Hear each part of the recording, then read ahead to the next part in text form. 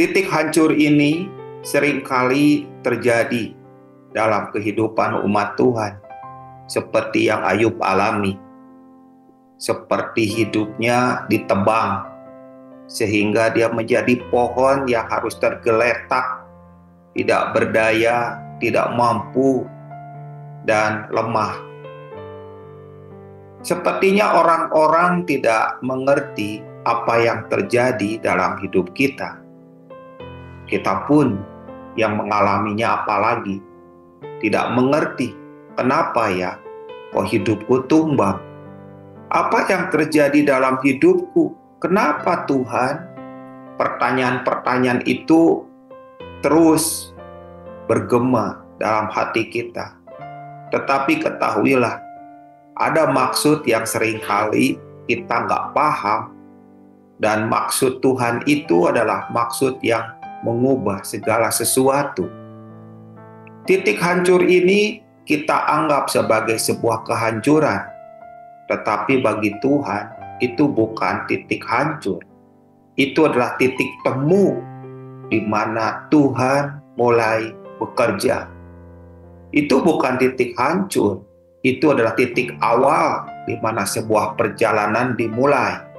Dan juga itu juga bukan titik hancur, tetapi disitulah titik di mana kita mengenal Tuhan bukan dari kata orang.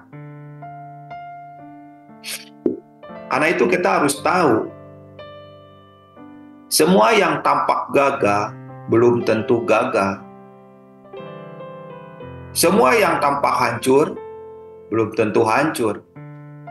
Dan semua yang tampak habis belum tentu habis. Saya suka dengan pernyataan ini. Kenapa? Karena ada selalu orang yang menganggap kita hancur, kita habis, kita gagal, kita tidak mempunyai apa-apa. Dan orang menghakimi kita, baik ada yang mengatakannya secara langsung maupun dalam hati. Tetapi saudara, ketahuilah bahwa Tuhan sedang bekerja. Itu bukan titik hancur, itu adalah titik temu di mana yang ilahi sedang bekerja di dalam batin kita.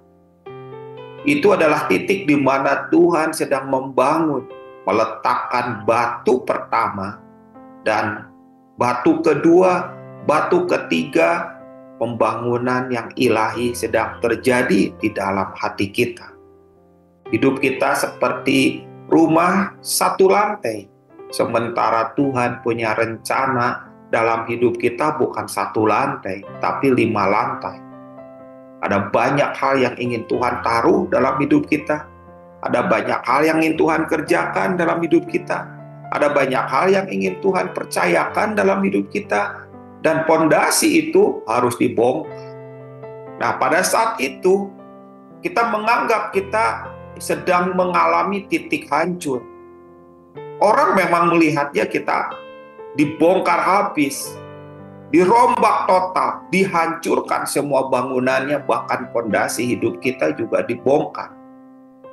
Setelah itu, Tuhan meletakkan pondasi yang baru untuk 5 lantai.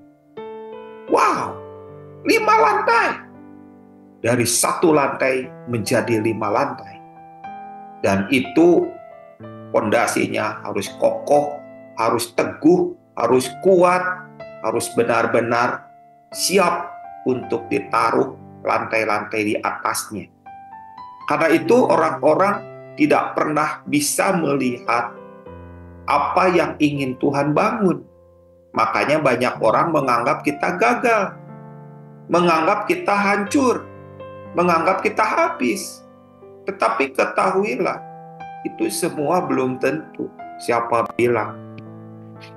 Nah, Ayub 14 ayat 7 sampai 9 menjelaskan sesuatu yang luar biasa.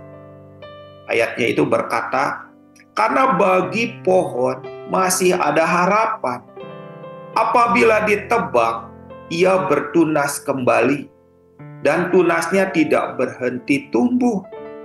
Apabila akarnya menjadi tua di dalam tanah, dan tunggulnya mati di dalam debu, maka bersemilah ia setelah diciumnya air, dan dikeluarnyalah ranting seperti semai.